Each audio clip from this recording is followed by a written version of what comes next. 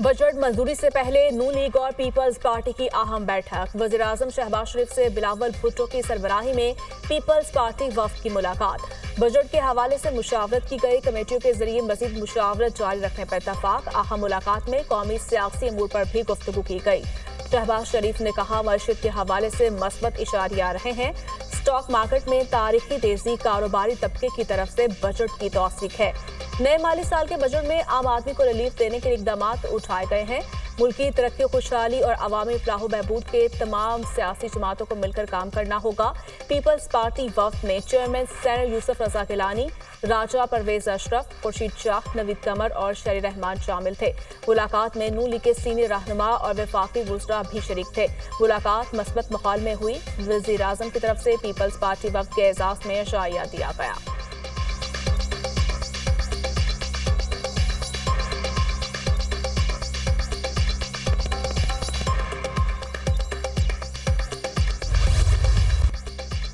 Opposition leader Umar Ayub ने budget को गैर कानूनी दस्तावेजात करार दे दिया। कौमी असम्बली में इज़हार ख्याल करते हुए कहा, हुकूमत ने बजट में खुद अपने लिए गड़ा खोदा है। ये बजट इकनॉमिक हिटमैन के जरिए बनाया गया जो मुल्की बुनियादें हिलाना चाहता है। ये बजट अवाम दुश्मन और पाकिस्तान के मुस्तकबिल के खिलाफ है। पीपल्स पार्टी से पूछता हूँ, क्या ये बजट को तस्लीम करते हैं? पीपल्स पार्टी अरकान बजट मंजूरी के दौरान मौजूद ना हुए तो हुकूमत ज़िबा होगी। इनके पास वो सकत नहीं कि हुकूमत चला सके और बजट पास करवा सके। वफाकी बजट पेश करने का तरीक़ाकार भी गैर कानूनी था।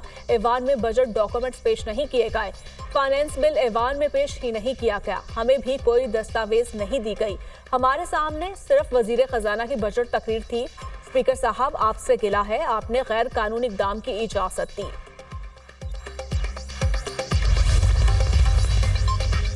उमर अयूब ने साइकिल पर और शेर पर इलेक्शन लड़ा है। इनके वालिद इस हाउस के स्पीकर थे और उन्हें नवाज शरीफ ने स्पीकर बनाया था।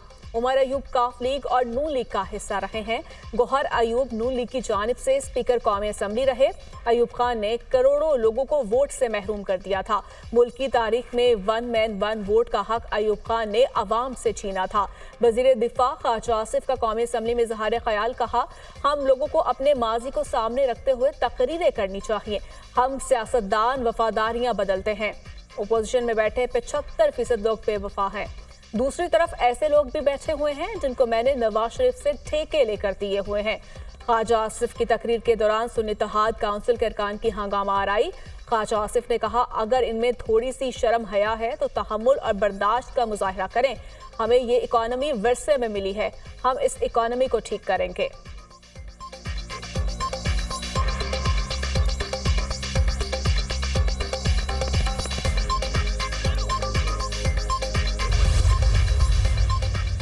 ये अवाम की नुमाइंदा हुकूमत का बजट नहीं, अवाम दुश्मन बजट है। बजट तबाही का नुस्खा है। इसमें टैक्सेस की भरमार है। टैक्स हदफ 40% बढ़ाना गैर फितरी है। गैर फितरी टैक्स हदफ से मुआशी ग्रोथ रुक जाएगी। वजीर खजाना मोहम्मद औरंगजेब का टैक्सेस से मुतालिक तजुर्बा नहीं है। पीटीआई के पार्लिमानी लीडर सेनेटर अली जफर का सेनेट में इज़हार ख्याल कहा।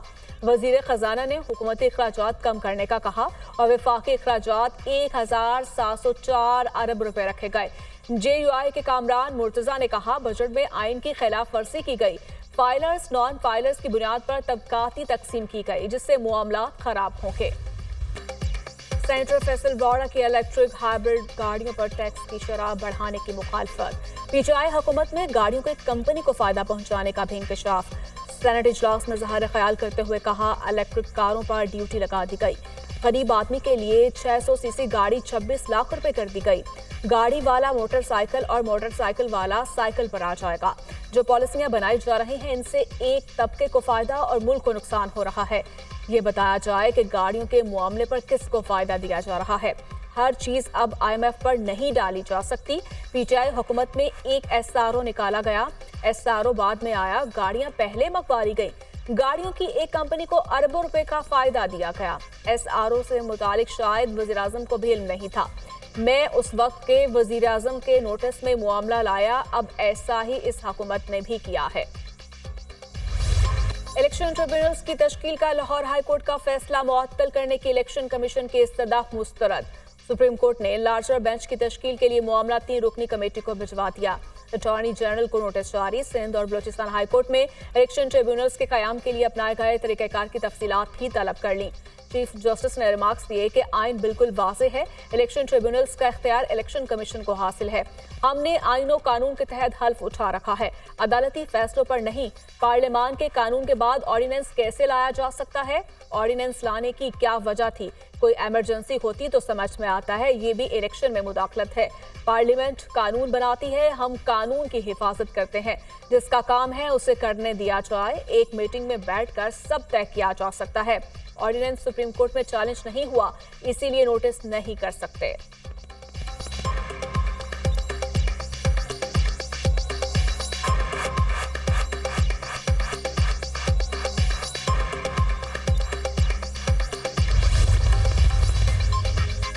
नौमाही से मुतालिक रावलपिंडी एटीसी जज से बानी पीटीआई और शाह महमूद कुरैशी समेत दीगर के केसेस ट्रांसफर करवाने की दरखास्त का तहरीरी फैसला जारी। Chief justice Lahore high court ने 10 सफ़ात पर मुश्तमिल तहरीरी फैसला जारी किया। फैसले में कहा गया कि अदालत का वक्त ज़ाया करने पर पंजाब हुकूमत को 2 लाख रुपए जुर्माना किया जाता है। पंजाब हुकूमत 30 रोज में जुर्माना की रकम जमा करवाए। जुर्माना जमा न करवाया तो कानून अपना रास्ता खुद बनाएगा। मायूस कुन है, रियासती इदारे जजेस से केसेस ट्रांसफर करवाने की बेबुनियाद दरखास्तें दायर कर रहे हैं। रियासत की जिम्मेदारी है कि वो जजेस को तहफ़्फ़ुज़ दे।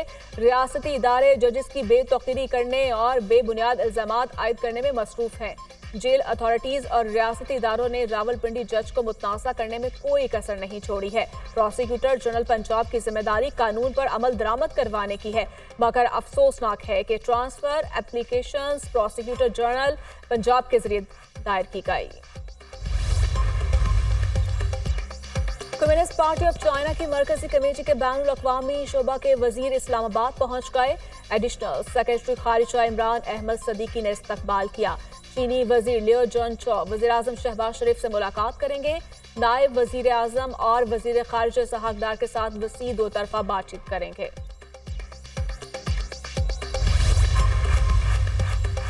चीन के आला सतह के वफ्द का दौरा 22 जून तक जारी रहेगा। सीपैक से मुतालिक मुश्तरका मीटिंग होगी। सीपैक को आगे बढ़ाने से मुतालिक बात होगी। चीनी वफ्द अस्करी क़यादत से भी मुलाकात करेंगे। वज़ीर इत्तलात और नशरियात अता तारर की प्रेस कॉन्फ्रेंस कहा, चीन की तरफ से सीपैक को अपग्रेड करने की बात की गई है। चीन के वफ्द का पाकिस्तान आना खुशाइन है। वज़ीर आज़म ने चीनी शहरियों की सिक्योरिटी पर तवज्जो दी है। पाक चीन दोस्ती सियासत से बालातर है। ईद पर सफाई सुथराई के अच्छे इंतजाम किए गए। ईद पर लोग पार्कों का रुख करते और कुछ लोग ग्रिड स्टेशन का दौरा करते हैं। ग्रिड स्टेशन पर जाकर बटन ऑन करना कल्चर बन गया है। 4 बटन ऊपर नीचे करने और फुटेज बनवाने से कुछ नहीं होगा। आपकी सियासी मजबूरियों का हमें अदराक है। मीटिंग्स में अलग रवैया और कैमरे के सामने अलग रवैया होता है। जो जुबान इस्तेमाल की जा रही है उससे गुरेज किया जाए। मिलकर मुआमलात को चलाया जाए। चारों सूबे एक जैसे हैं। मुआमलात को हल करने के लिए एक कमेटी बनाई गई है।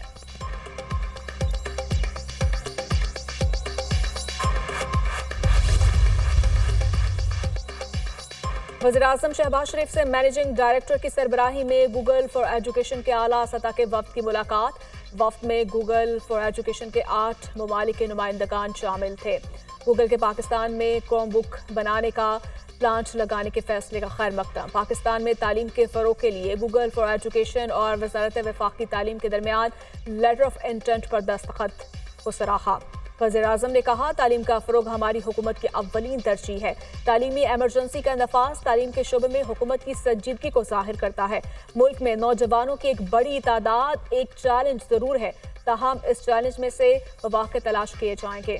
टेक्नोलॉजी के इस्तेमाल से मुल्क में नौजवानों की सलाहियत में इजाफे के इक़दाम उठाए जा रहे हैं। मुल्क के कम तरक्की याफ्ता इलाकों में काबिल तालिब इल्मों को लैपटॉप फराहम किए जा रहे हैं। इस हवाले से बजट में रकम मुख्तस की जा चुकी है।